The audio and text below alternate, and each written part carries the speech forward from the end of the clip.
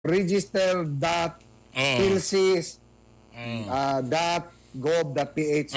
Pag anak nimo, di pa man makasulod. Sa Muna, Tuesday isgutan pa na to ni karon kay para man lagi ni sa registration sa National ID System, which is, this is very good. Apan siyempre, nagapoy nagbagutbot kay Dili, mga niyaging araw, dagay error, ano ba? Kagahi Bernie, manani. Ako manawagan na po ko diya sa PSA. Kanang sa Philippine Statistics Authority. Ayaw ninyo tanan iagi sa online. Ngano?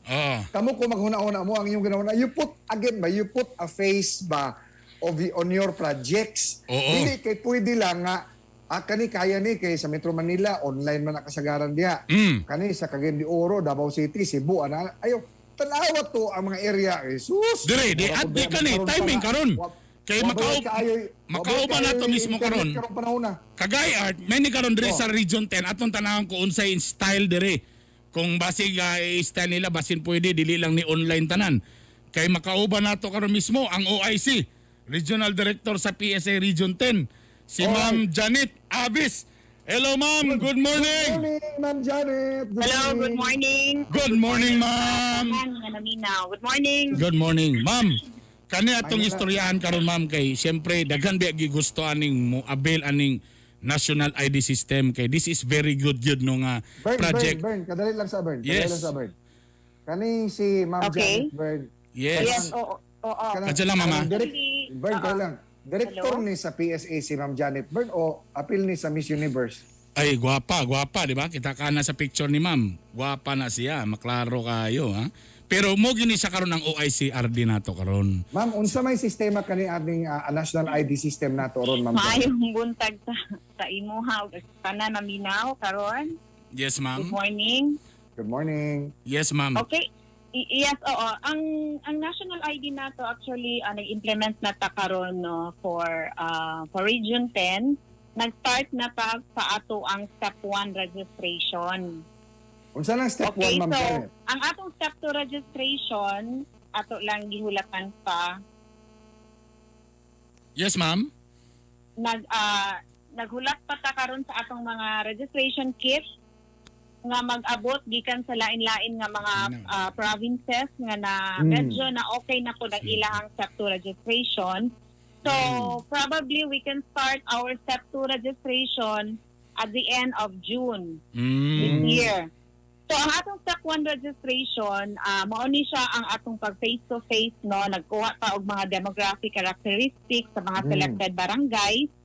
And then after ana tagaan sila og schedule kung kanusa sila mag-adto sa mga registration center para mag-enroll for the step 2 registration. Ang step 2 registration magkuha kani og mga i-enroll ang mga biometric, ang iris scan.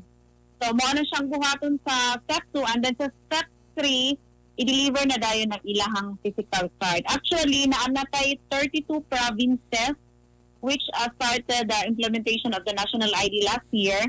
Nakakuha na gyud sila sa ilahang physical ID sa 32 provinces. Director Janet, kani ba mao ba ni nahitabo mga katong the past few months nga naay nagbalay-balay o niya nag-discuss about kani sa national kani usa hello. Director Janet, mao man ni katong panahon na nga naay mga nagbalay-balay? Mao na siyang step 1? Hello, ma'am? Ma'am? Madunggan ba ka ni ma'am diha? Wala nawala si Ma'am Bern. Ma'am? Teka muna. Tawagan niya balik. Okay. Kay nalo suroy-suroy ato kagahi Bernie. The past few months. Hello, na ba to siya? Hello, ma'am? Sige daw. Yes. Ma'am, madunggan mo si kagahi art, ma'am. Hello, Director Janet. Hello? Katong the past few months nga naay gasuroy sa mga balay-balay, mao na to siya ang step 1. Hello, good morning. Di niya madunggan miyat. Kadyalangan. Kadungog na ko. Ay, okay. Tara. Director Janet, ako usbra ko pangutana no si Art Bonhoc ni. Kanang katong naay nagsuroy sa balay-balay the past few months, mao na to ang step 1. Nadunggan ka ganiha? Yan, okay na ma'am. Nadunggan to ganina, ma'am. Okay. Kani ma'am, madunggan ni mo po, ibaylo ma'am. monitor. Ibaylo sana ko monitor para mas gusto madunggan ni ma'am imong tingog kagahi art. O si kay the past few months man ko, doon ay mga gasuroy-suroy sa mga balay-balay diya sa kabaranggayan. So mauna ba ka to ang step 1? Ma'am Janet? Yes. Ma'am, Good morning. di mo madunggan si Kagahi Art, ma'am? Ako rin mo madunggan? Madunggan ta ka, wala ko ilaing nga madunggan. Naiga ko an sa lain. Yes, ma'am. Nasa Picas linya. Anyway. Okay. Ma'am, Kaya katong kung mama, saan the other month man go, na yung mga ga-house to The house. past few months. Na yung mga ga-house to house. Muna ba to, ma'am, ang step 1, ma'am? Nga na yung Mano to siya ang step 1, nagkuha na to siya og mga demographic characteristics. Okay. Ma'am, for Northern Mindanao, ma'am, karon ba pwede na sila mag-online, magpa-register?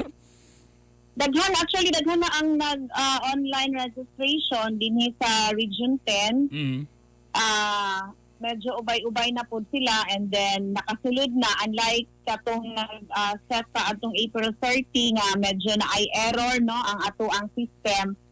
We only expected 16,000 per minute nga mag-register online, pero what happened, niabuta og 46,000 for the first minute, so na-crash ang ato ang system tungod sa kadaghan dili niya kaya ang capacity. But karon okay na ang ato ang online nga registration. Murag dili pagyapon gahi Bernie. Kay error gyapon siya. Medyo nagka-error pa mga... Ma'am, ang mga bata ba? O mga minor de edad, apil na ba ni?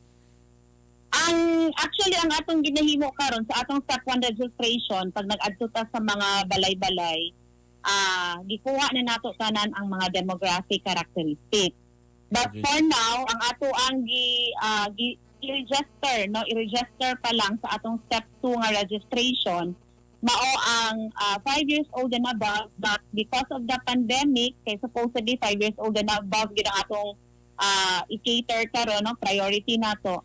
Pero tungod sa pandemic, daghan pa man ang dili makagawas nga 15 years old below. So, manang mag-ano ta nga 15 years old and above. Pero in terms sa katong imuhang giingon nga online nga registration, hatag na pod og demographic characteristics ang mga even below 15 years old or 5 years old. Ma'am, atong klarohon, karon wala pay distribution, ma'am. Wala pay nakadawat og ID, puro pata registration karon.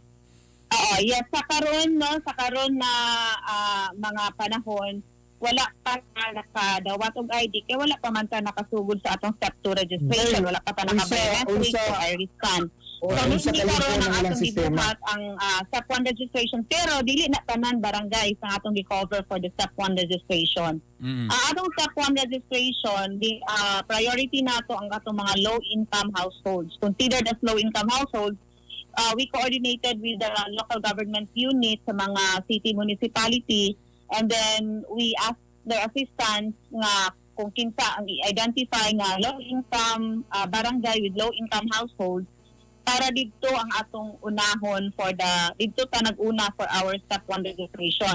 So katong nag-step 1 registration, maupod ko siyang atong i-priority for the step 2 registration. So ang katong mga naka-online registration, they will be receiving text, no? Na maka-receive sila og text kung asa. Hello, ma'am? Yes, hello. Hello, ma'am. Nawala na po si ma'am. Kadungog ko Yeah. Okay. Tapos, sige, ma'am.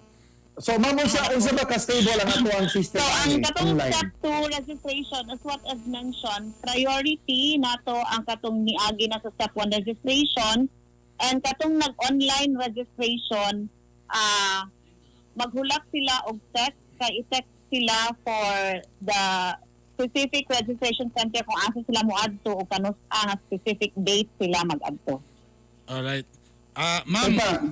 yes. Ang kaning system, ang system na to diri, kaning online system, hantod kano sa man ni pwede ma-avail sa ato mga tao.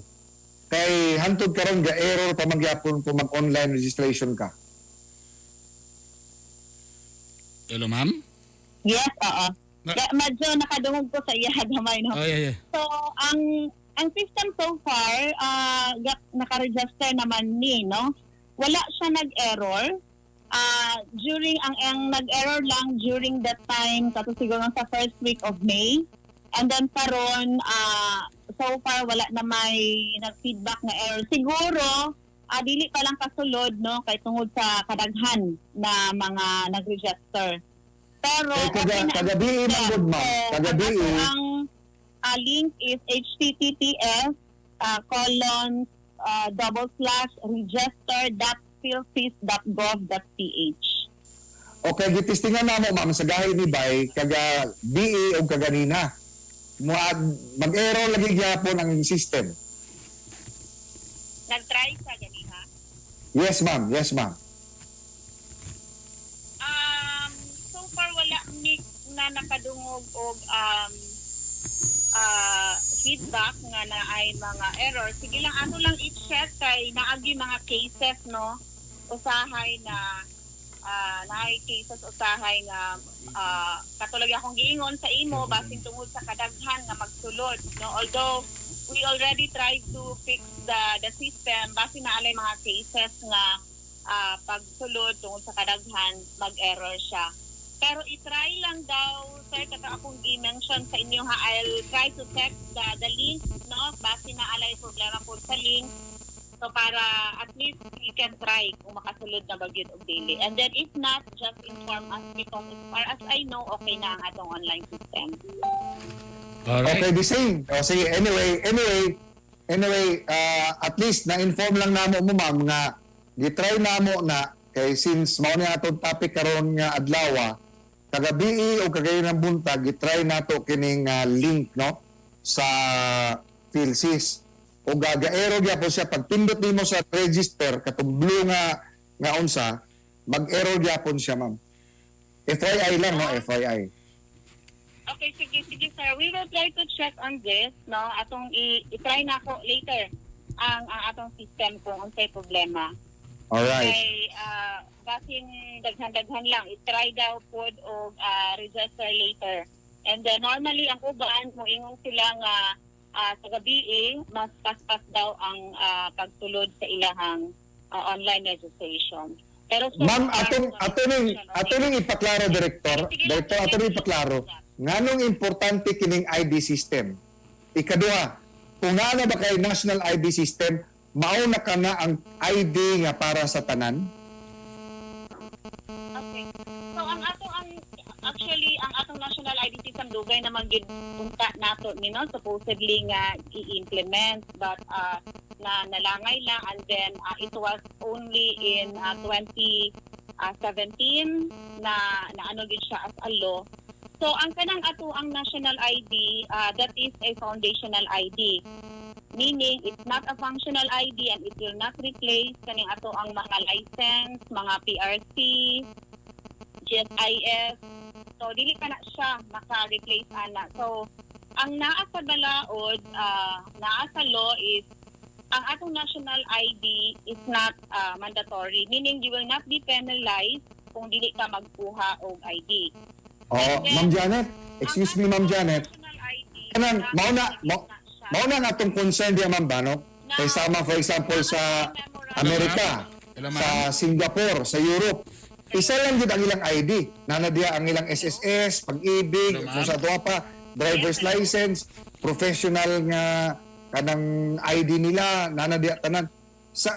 Sayang kay well, paki-istorya na po lang sa inyong mga boss, inyong mga taas diya nga sayang kaayo, mauna kini ang time nga magka-ID na, magka-national ID nga nganong dili na lang pwede i-incorporate unta diya, no? Sayang ba? Ang opportunity, di ba, Guybird? Yes.